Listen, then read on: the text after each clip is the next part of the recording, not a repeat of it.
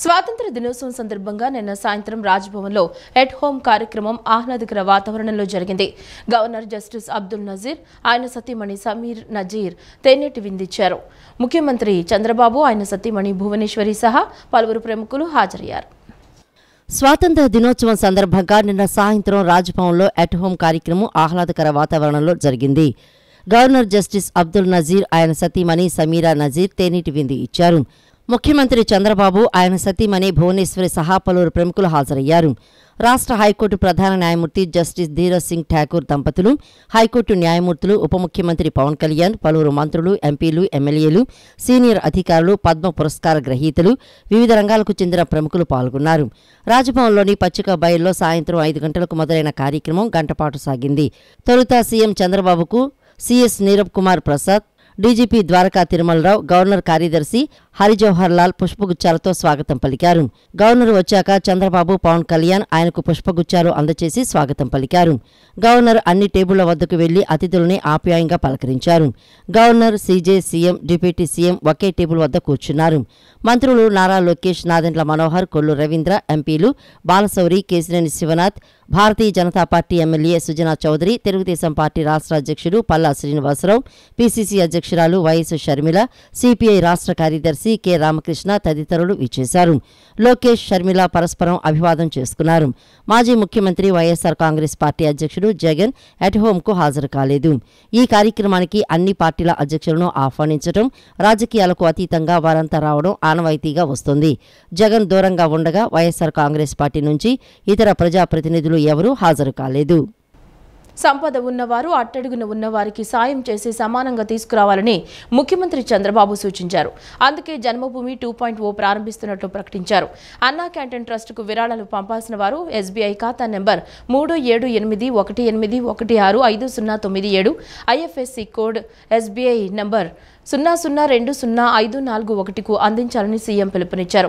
Website ద్వారా కూడా విరాళాలు అందించవచ్చని సూచించారు. అన్నా క్యాంటీన్ను ప్రారంభించిన సీఎం చంద్రబాబు దంపతులు పేదలకు వడ్డించి వారితో కలిసి అక్కడే భోజనం చేశారు. రాష్ట్రంలో మరో 99 అన్నా క్యాంటీన్లు నేడు ప్రారంభం కానున్నాయి. ఉదయం 7:30 గంటలకు పండుగ వాతావరణంలో వీటిని ప్రారంభించాలని అధికారులను ప్రభుత్వం ఆదేశించింది. జిల్లాలో మంత్రులు, ఎమ్మెల్యేలు క్యాంటీన్లు ప్రారంభించనున్నారు. మళ్ళీ నేను ఒకటే ఇక్కడ మాట్లాడుతున్నా, ఈ రోజు అన్నా క్యాంటీన్ కి మీరు ముందుకు రండి. ఇదొక స్ఫూర్తిగా తీసుకోండి. చాలా మంది వస్తున్నారు. 1,00,000, 2 లక్షలు, 5 లక్షలు, 10 లక్షలు ఇస్తున్నారు. వారందరిని అభినందిస్తున్నా. దీనికి అన్నా క్యాంటీన్స్ కి account number 378881650997 SBI account open చేశాం. ఐఎఫ్ఎస్సి కోడ్ ఎస్బీఐ N00205541 ఈ నెంబర్ ఉంది. ఇది కూడా నేను ఎక్కడెక్కడ పేపర్లో ఇస్తా ఉంటాం, గవర్నమెంట్ వెబ్సైట్ లో పెడతాం. ఎవరన్నా పే చేయాలంటే డైరెక్ట్ కూడా వెబ్సైట్ ఉంది, annacanteen.ap.gov.in. ఇది కూడా మీరు పెడితే ఎక్కడికక్కడ పంపించే పరిస్థితి వస్తుంది. మనందరం కలుద్దాం, సమిష్టిగా ఆలోచిద్దాం, సమిష్టిగా పనిచేద్దాం. మనం బ్రతకడమే కాకుండా మన పక్కనుండే పేదవాడిని కూడా పైకి తీసుకొచ్చే ఆలోచన చేద్దాం. ఈ రాష్ట్రంలో మళ్లీ ఈ రోజు మీకు అందరికీ హామీ ఇస్తున్నా, ఈ ప్రభుత్వం మీ అందరికీ ఎప్పుడూ అందుబాటులో ఉంటాం. 24/7 అందుబాటులో ఉంటాం. ఎవరికి ఏ సమస్య వచ్చినా పరిష్కారం చేసే బాధ్యత మేము తీసుకుంటాం. నేను చెప్పింది కూడా మీరు ఫాలో అయితే చాలా ఈజీగా ఉంటుందని చెప్పి మరొక్కసారి తెలియజేసుకుంటూ, స్వాతంత్ర దినోత్సవం సందర్భంగా విజయవాడలోని ఇందిరాగాంధీ మున్సిపల్ స్టేడియంలో నిర్వహించిన శకటాల ప్రదర్శన ఆకట్టుకుంది. రాష్ట్రాభివృద్ధి, సంక్షేమ రంగాలపై 9 శాఖలు తమ లక్ష్యాలకు తగినట్లు అలంకరించిన వాహనాలు ప్రదర్శించాయి. పాఠశాల విద్యకు చెందిన చక్కటి చదువులకు చంద్రన్న పాలన శకటం ప్రథమ బహుమతి దక్కించుకోగా, పశుసంవర్ధక శాఖ, మహిళాభివృద్ధి, శిశు సంక్షేమ శాఖలకు 2, 3 బహుమతులు లభించాయి. స్వాతంత్ర దినోత్సవం సందర్భంగా విజయవాడలోని ఇందిరాగాంధీ మున్సిపల్ స్టేడియంలో నిర్వహించిన శకటాల ప్రదర్శన ఆకట్టుకుంది. రాష్ట్ర అభివృద్ధి సంక్షేమ రంగాలపై 9 శాఖలు తమ లక్ష్యాలకు తగినట్టుగా అలంకరించిన వాహనాలు ప్రదర్శించాయి. పాఠశాల విద్యకు చెందిన చక్కని చదువులకు చంద్రన్న పాలనా శకటం ప్రథమ బహుమతి దక్కించుకోగా, పశుసంవర్ధక శాఖ, మహిళా శాఖ అభివృద్ధి, శిశు సంక్షేమ శాఖలకు 2, 3 బహుమతులు లభించాయి. శకటాలతో విజయవాడ బందర్ రోడ్లో ఇందిరాగాంధీ స్టేడియం నుంచి బెంచ్ సర్కిల్ వరకు ప్రదర్శన నిర్వహించారు. సాయుధ విభాగంలో ఏపీఎస్పీకి చెందిన విశాఖపట్నం 11వ బెటాలియన్కు మొదటి, కర్నూలు 2వ బెటాలియన్కు ద్వితీయ బహుమతి లభించాయి. సాయుధేతర విభాగాల్లో ఎన్సీసీ, రాష్ట్ర సాంఘిక సంక్షేమం, గురుకుల పాఠశాల విద్యార్థుల బృందాలు ప్రథమ, ద్వితీయ అవార్డులు పొందారు. రాష్ట్ర స్థాయిలో అత్యుత్తమ ప్రదర్శన కనపరిచిన పాఠశాలలకు సీఎం బహుమతులు ప్రదానం చేశారు. అందులో బొమ్మ సుందరం ఉన్నత పాఠశాల, శ్రీరంగరాజపురం జడ్పీ ఉన్నత పాఠశాల, శ్రీ సత్యసాయి జిల్లా సాంఘిక సంక్షేమ గురుకుల పాఠశాల, సీతంపేట గిరిజన సంక్షేమ గురుకుల పాఠశాల బాలికలు, కొండములగం మోడల్ స్కూల్, నరవావలోని ఎంజేపీ, ఏపీపీడబ్ల్యూఆర్ఎస్, వైఎస్ఆర్ జిల్లా చిన్న చౌక్ ఏపీఎస్డబ్ల్యూ ఆర్ఎస్పీ బాలికలు, కర్నూలులోని doctor APJ Abdul Kalam memorial municipal high school, Parvathipuram Manyam జిల్లా వీరఘట్టంలోని కేజీబీవీలు ఉన్నాయి. పేదల ఆకలిని తీర్చే అన్నా క్యాంటీన్లను తిరిగి ప్రారంభించడం చాలా సంతోషంగా ఉందని తూర్పు నియోజకవర్గ ఎమ్మెల్యే గద్దె రామ్మోహన్ అన్నారు. ఎన్నికల సమయంలో ఇచ్చిన ప్రతి హామీని ముఖ్యమంత్రి చంద్రబాబు నాయుడు అమలు చేసుకుంటూ ముందుకు వెళుతున్నారన్నారు. నేడు ప్రారంభించనున్న పటమట రైతు బజారు వద్ద అన్నా క్యాంటీన్ ఏర్పాట్లను ఎమ్మెల్యే గద్దె రామ్మోహన్, జిల్లా పరిషత్ మాజీ చైర్పర్సన్ గద్దె అనురాధ నిన్న పరిశీలించారు. ఈ సందర్భంగా ఎమ్మెల్యే మాట్లాడుతూ ఈ రోజు ఉదయం నుంచి అన్నా క్యాంటీన్లు ప్రజలకు అందుబాటులోకి రానున్నాయని చెప్పారు. ఉదయం టిఫిన్, మధ్యాహ్నం భోజనం, రాత్రి భోజనం ఏదైనా 5 రూపాయలకే పెడతారని చెప్పారు. ఒక్కొక్క క్యాంటీన్ ద్వారా రోజుకి 1500 మంది ఆకలి తీరుతుందని అన్నారు. పేదలకు అన్నం పెట్టి కడుపు నింపే మంచి కార్యక్రమాన్ని జగన్మోహన్ రెడ్డి కక్ష సాధింపుతో రద్దు చేశారని చెప్పారు. ఎంతో ఆనందం ఉంది. ఈ రోజున నారా చంద్రబాబు నాయుడు గారిని పెరేడ్ గ్రౌండ్లో ఆ పిల్లల కేరింతలు చూస్తూ ఉంటే ఇవాళ మరలా 5 సంవత్సరాల నరకం నుంచి ఇవాళ స్వర్గం హెవెన్లకు వచ్చామనే భావన కలిగింది. ఇదే రోజున అన్నా క్యాంటీన్ నందమూరి తారక రామారావు పేరు మీద ఆల్మోస్ట్ ఉచితంగా భోజనం పెట్టే స్కీమ్. అంటే 5 రూపాయలు భోజనం అంటే 70 నుంచి 80 రూపాయలు ఖర్చు అయ్యే భోజనానికి కేవలం 5 రూపాయలు సర్వీస్ ఛార్జెస్ తీసుకుని భోజనం పెట్టే కార్యక్రమం. ఉదయం బ్రేక్ఫాస్టు, మధ్యాహ్నం భోజనం, రాత్రి భోజనం. పేదవాళ్ళకి, కార్మికులకి, రోజువారీ పని చేసుకునే వాళ్ళకి, పెద్దలకి, ఇంట్లో వంటలు వండుకోలేని పరిస్థితులు ఉన్న వాళ్ళకి, వాళ్ళందరికీ కూడా ఉపయోగపడే అన్నా క్యాంటీన్లు ఒక్కొక్క రోజు ఒక్కొక్క క్యాంటీన్లో సుమారు 1500 మంది, 3 పూట్ల కలిపి 1500 మంది భోంచేసే సదుపాయం కలిగిన అన్నా క్యాంటీన్లు మరలా ఈ రోజున ఓపెన్ అవుతున్నాయంటే ఎంతో సంతోషంగా ఉంది. నారా చంద్రబాబు నాయుడు గారు ఏదైతే చెప్పారో అవి ఒక్కటొక్కటి చేసుకుంటూ ఇవాళ అయితే నాకు తెలిసి 3 కార్యక్రమాలు శ్రీకారం చుడుతూ ఉన్నారు. అన్నా క్యాంటీన్తో పాటు ఇంకో 2 కార్యక్రమాలు కూడా. జడ్పీ మాజీ చైర్పర్సన్ గద్దె అనురాధ మాట్లాడుతూ రాష్ట్రానికి ఈరోజు నిజమైన స్వాతంత్ర దినోత్సవమని అన్నారు. రాష్ట్రాన్ని రక్షించే నాయకుడిగా చంద్రబాబు నాయుడు వచ్చారని అన్నారు. అన్నా క్యాంటీన్ 4 చోట్ల ఓపెన్ చేయటం, ఎక్కడైతే పేదలు ఉంటారో మరి ఈ ఇక్కడ స్కూల్ దగ్గర, పటమట స్కూల్ దగ్గర, అదేవిధంగా ఆటో నగర్లో ఈ విధంగా పేదలు ఎక్కడున్నారో అక్కడ ఈ అన్నా క్యాంటీన్లను ఏర్పాటు చేయటం అనేది ముదావహం. ఇక్కడ కార్యక్రమాన్ని చూడటానికి ఈ రోజున ఇక్కడికి రావటం జరిగింది. ఈ విధంగా మేనిఫెస్టోలో ఉన్న ప్రతి ఒక్క పథకాన్ని కూడా మరి ముందుకు తీసుకువెళుతూ మరి అతను ఏదైతే లొసుగులతో 5 సంవత్సరాలు 11 లక్షల కోట్లను అప్పుని కూడా లెక్క చేయకుండా ఇవాళ ఏ రకంగా మళ్ళీ సంక్షేమం అభివృద్ధి దిశగా చంద్రబాబు నాయుడు గారు ముందుకు తీసుకెళ్తా ఉన్నారు. ప్రజలందరూ కూడా అర్థం చేసుకుని మరి చేయూతనిస్తూ మన రాష్ట్రాన్ని మనందరం కలిసి కాపాడుకుందామని మరొక్కసారి తెలియజేస్తూ మరి విజయవాడ ఈస్ట్ ఎమ్మెల్యే గారు ఈ రోజున ఈ అన్ని కార్యక్రమాలు స్వాతంత్ర దినోత్సవ వేడుకలతో పాల్గొంటూ ఇక్కడికి రావటం జరిగింది. కార్యక్రమంలో డివిజన్ అధ్యక్షులు కోనేరు రాజేష్, నాయకులు చెన్నుపాటి గాంధీ, పామర్తి కిషోర్, జాస్తి సురేష్, కాటూరి సుబ్రహ్మణ్యం తదితరులు పాల్గొన్నారు. శ్రావణ మాసం రెండో శుక్రవారాన్ని పురస్కరించుకుని నేడు ఇంద్రకీలాద్రిపై కొలువై ఉన్న దుర్గమ్మ వారు వరలక్ష్మీదేవిగా భక్తులకు దర్శనమివ్వనున్నారు. వరలక్ష్మీదేవి అలంకారంలో అమ్మవారిని దర్శించుకునేందుకు సుమారు 70,000 పైబడి భక్తులు ఇంద్రకీలాద్రికి తరలివచ్చే అవకాశం ఉందని ఆలయ అధికారులు అంచనా వేస్తున్నారు. రద్దీకి అనుగుణంగా ఆలయ ప్రాంగణంలో ప్రత్యేక క్యూ లైన్లు ఏర్పాటు చేశారు. ఆలయ ప్రాంగణంలోకి సెల్ ఫోన్లు తీసుకురావడం నిషేధమనే విషయాన్ని భక్తులు గుర్తించాలని అధికారులు పేర్కొంటున్నారు. భక్తులు ఘాట్ రోడ్డు మహామండపం క్యూ లైన్లోకి ప్రవేశించే ముందే తమ సెల్ ఫోన్లను కౌంటర్లలో భద్రపరుచుకోవాలని సూచిస్తున్నారు. ప్రాంగణంలో సెల్ ఫోన్ వినియోగించిన అమ్మవారి మూల విరాట్ను ఫోటోలు తీసిన సెల్ ఫోన్ స్వాధీనం చేసుకుంటామని హెచ్చరిస్తున్నారు. జై దుర్గా భవాని. శ్రావణ మాసంలో అమ్మవారికి అత్యంత ప్రీతిపాత్రమైన మాసం అని అన్ని పురాణ ఇతిహాసాల్లో చెప్పబడి ఉంది. ముఖ్యంగా దేవి భాగవతంలో శ్రావణ మాస విశిష్టత గురించి ఉంది. ఆ రోజు అమ్మవారిని మొత్తం శ్రావణ మాసం అంతా చాలా ప్రాముఖ్యత చెందింది. అందులో 4 శుక్రవారాలు 4-5 చాలా ముఖ్యమైనది. అందులో రేపు వచ్చే శుక్రవారం వరలక్ష్మి వ్రతం, అమ్మవారిని కూడా వరలక్ష్మిగా మేము అలంకరించి భక్తులకు ఆ రూపంలో అమ్మవారిని దర్శించడం జరుగుతుంది. ఆ రోజు రేపు ప్రత్యేక పూజలు కూడా ఉంటాయి. అమ్మవారికి కలశ స్థాపన చేసి పొద్దున్నే స్నాపనాభిషేకం చేసి అమ్మవారిని మొత్తం బంగారం వజ్రాలతోటి వరలక్ష్మీదేవిగా అలంకరించి భక్తులకు చూపించడం జరుగుతుంది. అందరూ మన ఆడబడుచులందరూ రేపు వ్రతాన్ని ఆచరించి అమ్మవారిని దర్శించుకుని ఆవిడ కృపకు పాత్ర కావాల్సిందిగా కోరుకుంటున్నాం. ఈ వరలక్ష్మి వ్రతాన్ని మేము ఇక్కడ 4 వారాలు వరలక్ష్మి వ్రతం చేస్తున్నాము. అది 23వ తారీఖు వచ్చే వరలక్ష్మి వ్రతాన్ని సామూహికంగా అంటే ఆ భక్తులందరూ ఉచితంగా దీంట్లో పాల్గొనవచ్చు.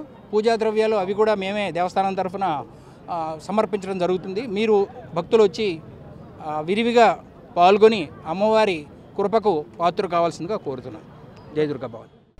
ఎన్నికల ముందు ఇచ్చిన హామీలేవి స్వాతంత్ర దినోత్సవ ప్రసంగంలో ప్రస్తావించిన సీఎం చంద్రబాబు తానేమీ మారలేదని మరోసారి రుజువు చేసుకున్నారని మాజీ మంత్రి కాకాని గోవర్ధన్ రెడ్డి విమర్శించారు. ప్రజా వ్యతిరేక విధానాలకు దేశంలోనే బ్రాండ్ అంబాసిడర్గా వ్యవహరిస్తున్నారని మండిపడ్డారు. టెర్రరిజం నియంత పాలన గురించి చంద్రబాబు మాట్లాడుతుంటే దొంగే దొంగ అన్నట్లుగా ఉందని ఎద్దేవా చేశారు. మాజీ మంత్రి కాకాని గోవర్ధన్ రెడ్డి మీడియా సమావేశం నిర్వహించారు.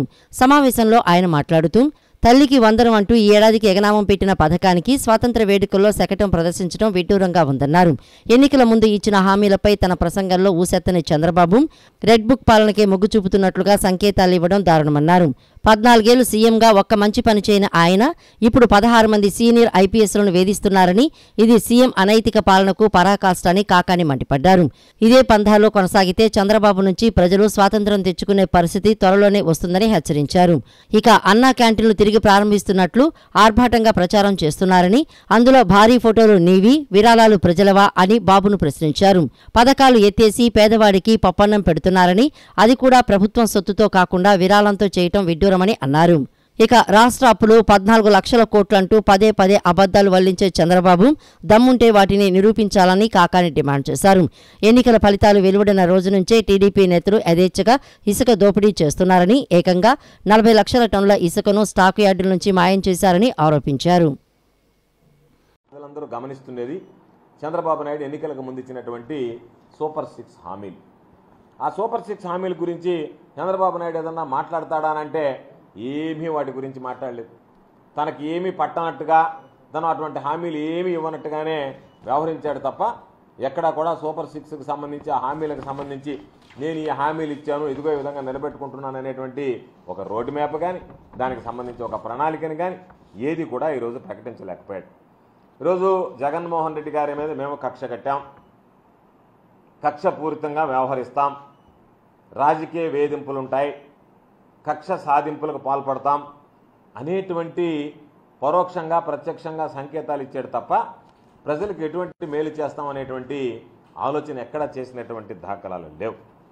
ఈరోజు నిన్ననే లోకేష్ ఒక ట్వీట్ కూడా చేశాడు. రెడ్ బుక్కి సంబంధించినటువంటి మేము రెడ్ బుక్ పాలనని అందిస్తాం, రెడ్ బుక్ పాలనకు కట్టుబడి ఉన్నాం, రెడ్ బుక్ రాజ్యాంగాన్ని అమలు చేస్తామని. ఈరోజు చంద్రబాబు నాయుడు దురదృష్టం ఆయన ప్రసంగంలో కూడా ఆ రెడ్ బుక్ ఆదేశానుసారం మేము పనిచేస్తాము అనేటువంటి సంకేతాలు ఇవ్వడం. ఆంధ్రప్రదేశ్ ప్రభుత్వానికి స్వాతంత్ర దినోత్సవం నాడు భారత రాజ్యాంగ నిర్మాత డాక్టర్ బిఆర్ అంబేద్కర్ అంటరాని వాడయ్యారా అని వైఎస్ఆర్సీపీ నేత మాజీ మంత్రి మేరుగ నాగార్జున ప్రశ్నించారు. స్వాతంత్ర దినోత్సవం సందర్భంగా ప్రభుత్వం విజయవాడను రంగురంగుల విద్యుత్ దీపాలతో అలంకరించి స్వరాజ్య మైదానంలోని బిఆర్ అంబేద్కర్ స్మృతివనాన్ని మాత్రం అలంకరించలేదని తెలిపారు. స్వాతంత్ర దినోత్సవం సందర్భంగా ప్రభుత్వం విజయవాడను రంగురంగుల విద్యుత్ దీపాలతో అలంకరించి స్వరాజ్య మైదానంలోని బిఆర్ అంబేద్కర్ స్మృతివనాన్ని మాత్రం అలంకరించలేదని వైఎస్ఆర్సీపీ నేత మాజీ మంత్రి మేరుగ నాగార్జున మండిపడ్డారు. ఇలా ఎందుకు చేశారని ప్రశ్నించారు. అంబేద్కర్ స్మృతివనాన్ని మాజీ సీఎం వైఎస్ జగన్ నిర్మించారనే కక్షతోనే ప్రభుత్వం ఇలా అంబేద్కర్ పట్ల వివక్ష చూపించిందని విమర్శించారు. రాష్ట్రంలో అంబేద్కర్ భావజాలంపై కూటమి ప్రభుత్వం పథకం ప్రకారం దాడి చేస్తోందని ధ్వజమెత్తారు. ఆయన మీడియాతో మాట్లాడుతూ గతంలో టీడీపీ హయాంలో అంబేద్కర్ విగ్రహాన్ని ఏర్పాటు చేస్తానని అసెంబ్లీ సాక్షిగా హామీ ఇచ్చిన చంద్రబాబు దాన్ని అమలు చేయలేకపోయారని అన్నారు. వరలక్ష్మి వ్రతాన్ని పురస్కరించుకుని పూల ధరలు అమాంతం పెరిగిపోయాయి. శ్రావణ శుక్రవారం, అందులోనూ వరలక్ష్మి వ్రతం కావడంతో ఇళ్లలో ప్రత్యేక పూజలు, ఇతర వ్రతాలను నిర్వహించుకోవడం మానవాయితీ. ఆ క్రమంలో గురువారం మార్కెట్కు నగరవాసులు బారులు తీరారు. వరలక్ష్మి వ్రతాన్ని పురస్కరించుకొని పూల ధరలు అమాంతం పెరిగిపోయాయి. శ్రావణ శుక్రవారం, అందులోనూ వరలక్ష్మి వ్రతం కావడంతో ఇళ్లలో ప్రత్యేక పూజలు, ఇతర వ్రతాలను నిర్వహించుకోవడం ఆనవాయితీ. పూలు కొనుగోలు చేసేందుకు నగరంలోని రాజీవ్ గాంధీ హోల్సేల్ పూల మార్కెట్కు నిన్న ప్రజలు అధిక సంఖ్యలో విచ్చేశారు. మార్కెట్లో కిలో కనకాంబరాలు 1200 రూపాయలు పలకగా 2 రోజుల క్రితం అవే పువ్వులు కేవలం 400 రూపాయలకు మాత్రమే విక్రయించారు. మల్లెపూలు మంగళవారం 200 పలకగా గురువారం 1200, సన్నజాజులు 800కు పెరిగాయి. చామంతి, గులాబీ 400కు విక్రయించారు. బంతి పువ్వులు 100 రూపాయలు, హైబ్రిడ్ గులాబీ 100 పూలు 200 రూపాయలకు విక్రయించారు. దండల ధరలు సైతం అమాంతం పైకెక్కి కూర్చున్నాయి. మార్కెట్లో పండ్ల ధరలకు ఒక్కసారిగా రెక్కలొచ్చాయి. నగరంలోని పండ్లు, పూలు, ఇతర పూజా సామాగ్రిని విక్రయించే మార్కెట్లు కిటకిటలాడాయి. 1 టౌన్లోని Rajiv Gandhi wholesale market, Kaleswara Rao market centre, 1 మార్కెట్లు, బీసెంట్ రోడ్ ప్రాంతాల్లో నగరవాసులు పోటెత్తారు. గత వైకాపా ప్రభుత్వంలో నిర్వహించిన ఆడుదాం ఆంధ్ర, సీఎం కప్, ఇతర క్రీడా కార్యక్రమాల్లో నిధుల దుర్వినియోగంపై డొంక కదులుతోంది. వివిధ క్రీడా సంఘాలు, సీనియర్ క్రీడాకారులు సీఐడీకి చేసిన ఫిర్యాదులపై తదుపరి చర్యలు మొదలయ్యాయి. నిధులు దుర్వినియోగం చేసిన అప్పటి క్రీడల శాఖ మంత్రి ఆర్కే రోజా, ఏపీ ఒలింపిక్ అసోసియేషన్ అప్పటి అధ్యక్షులు కృష్ణదాస్పై చర్యలు తీసుకోవాలని కబడ్డీ జాతీయ పూర్వ అధ్యక్షుడు ప్రసాద్ చేసిన ఫిర్యాదుపై సీఐడీ స్పందించి తదుపరి చర్యలు తీసుకోవాలని విజయవాడ నగర పోలీస్ కమిషనర్ను ఆదేశించింది. ఆడదాం ఆంధ్ర, సీఎం కప్, ఇతర క్రీడా కార్యక్రమాల్లో నిధులు దుర్వినియోగం చేసిన అప్పటి క్రీడల శాఖ మంత్రి ఆర్కే రోజా, ఏపీ ఒలింపిక్ అసోసియేషన్ అప్పటి అధ్యక్షుడు కృష్ణదాస్పై చర్యలు తీసుకోవాలని కబడ్డీ జాతీయ పూర్వ క్రీడాకారుడు ఆర్డి ప్రసాద్ చేసిన ఫిర్యాదుపై సీఐడీ స్పందించి తదుపరి చర్యలు తీసుకోవాలని విజయవాడ నగర పోలీస్ కమిషనర్కు ఆదేశాలు జారీ చేసింది. ఈ మేరకు సీఐడీ అదనపు డైరెక్టర్ జనరల్ ఉత్తర్వులు జారీ చేశారు.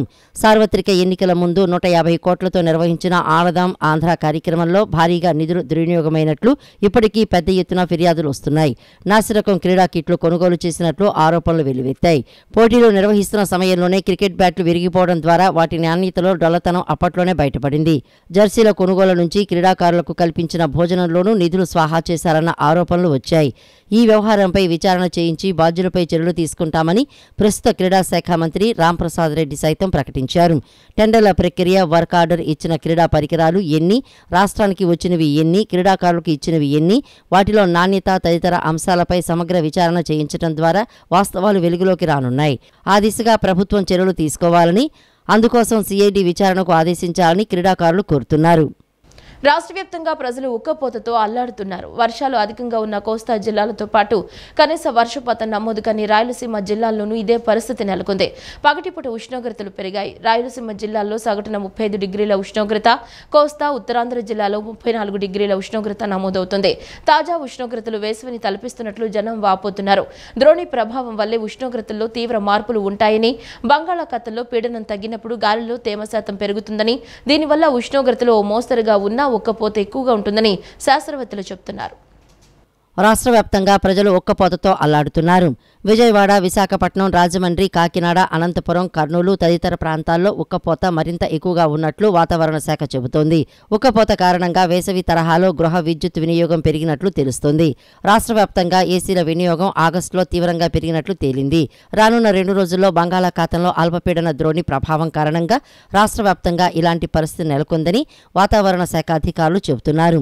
ద్రోణి ప్రభావం వల్లే ఉష్ణోగ్రతల్లో తీవ్ర మార్పు మార్పులు ఉంటాయని, బంగాళాఖాతంలో పీడనం తగ్గినప్పుడు గాలిలో తేమ శాతం పెరుగుతుందని, దీనివల్ల ఉష్ణోగ్రతలు ఓ మోస్తరుగా ఉన్నా ఉక్కపోత ఎక్కువగా ఉంటుందని శాస్త్రవేత్తలు చెబుతున్నారు. అందువల్ల విపరీతంగా చెమటలు పట్టడం, ఎక్కువ దాహంగా ఉండటం కనిపిస్తుందని అంటున్నారు. రాష్ట్రంలో రానున్న 2-3 రోజుల్లో ద్రోణి ప్రభావంతో భారీ వర్షాలు కురిసే అవకాశం ఉన్నట్లు వాతావరణ శాఖ చెబుతోంది. వాతావరణ శాఖ కొన్ని జిల్లాల్లో ఇప్పటికే ఆయా జిల్లాల కలెక్టర్లను అప్రమత్తం చేసింది. వర్షాల అనంతరం ఉష్ణోగ్రతలు తగ్గే అవకాశం ఉందని శాస్త్రవేత్తలు చెబుతున్నారు. గాలిలో తేమ శాతం ఎంత ఎక్కువగా ఉంటే అంత ఉక్కపోత ఉంటుందని, దీనికి ప్రధాన కారణం బంగాళాఖాతంలో అల్పపీడన ద్రోణి ప్రభావమేనని శాస్త్రవేత్తలు చెబుతున్నారు. వాతావరణంలో మార్పులు కూడా ఈ పరిస్థితికి కారణమని తెలియజేశారు. వాణిజ్య రాజధాని ముంబై నుంచి గన్నవరం విమానాశ్రయానికి ఇండిగో విమాన సంస్థ నేటి నుంచి నూతన సర్వీసును ప్రారంభించనుంది. ఈ సర్వీస్ రోజు సాయంత్రం 6:30 గంటలకు బయలుదేరి రాత్రి 8:20 ఇక్కడికి చేరుకుంటుంది. తిరిగి ఇక్కడి నుంచి రాత్రి 9 గంటలకు బయలుదేరి 11 గంటలకు ముంబై చేరుకుంటుందని ఎయిర్లైన్స్ వర్గాలు తెలిపాయి. ఈ సర్వీస్ వల్ల ముంబైతో పాటు గల్ఫ్, యూరప్, ఆఫ్రికా దేశాలకు రాకపోకలు సాగించే ప్రయాణికులకు సులువైన కనెక్టివిటీ సదుపాయం ఉంటుందని చెప్పారు. వాణిజ్య రాజధాని ముంబై నుంచి గన్నవరం విమానాశ్రయానికి ఇండిగో విమాన సంస్థ నేటి నుంచి నూతన సర్వీసును ప్రారంభించనుంది. ఈ సర్వీసు రోజు సాయంత్రం 6:30 బయలుదేరి రాత్రి 8:20 ఇక్కడికి చేరుకుంటుంది. తిరిగి ఇక్కడి నుంచి రాత్రి 9 గంటలకు బయలుదేరి 11 గంటలకు ముంబై చేరుకుంటుందని ఎయిర్లైన్స్ వర్గాలు తెలియజేశాయి. ఈ సర్వీసుల వల్ల ముంబైతో పాటు గల్ఫ్, యూరప్, ఆఫ్రికా దేశాలకు రాకపోకలు సాగించే ప్రయాణికులకు సులువైన కనెక్టివిటీ సదుపాయం ఉంటుందని చెప్పారు. ఇప్పటికే ముంబై, విజయవాడ మధ్య ఎయిర్ ఇండియా సర్వీస్ నడుస్తూ ఉండగా ఇప్పుడు ఇండిగో రాకతో మరో సర్వీస్ అందుబాటులోకి వచ్చినట్లయిందని ఎయిర్పోర్ట్ వర్గాలు తెలిపాయి. సెప్టెంబర్ 14వ తేదీ నుంచి దేశ రాజధాని న్యూఢిల్లీ నుంచి విజయవాడకు విమాన సర్వీసులను ప్రారంభిస్తున్నట్లు ఇండిగో సంస్థ ప్రకటించింది. సుమారు 180 మంది ప్రయాణికుల సామర్థ్యం గల ఎయిర్బస్ A320 విమానం రోజు ఉదయం 8:10 న్యూఢిల్లీలో బయలుదేరి 10:40 విజయవాడ చేరుకుంటుంది. తిరిగి 11:10 ఇక్కడి నుంచి బయలుదేరి మధ్యాహ్నం 1:40 న్యూఢిల్లీ చేరుకుంటుంది. ఇప్పటికే ఈ మార్గంలో ఎయిర్ ఇండియా 2 విమాన సర్వీసులను నడుపుతోంది. అయితే ప్రయాణికుల రద్దీ దృష్ట్యా ఇండిగో సంస్థ ఢిల్లీ, విజయవాడ మధ్య సర్వీస్ నడిపేందుకు ముందుకొచ్చినట్లు ఎయిర్పోర్టు వర్గాలు తెలిపాయి. ఈ వార్తలు ఇంతటితో సమాప్తం. నమస్కారం.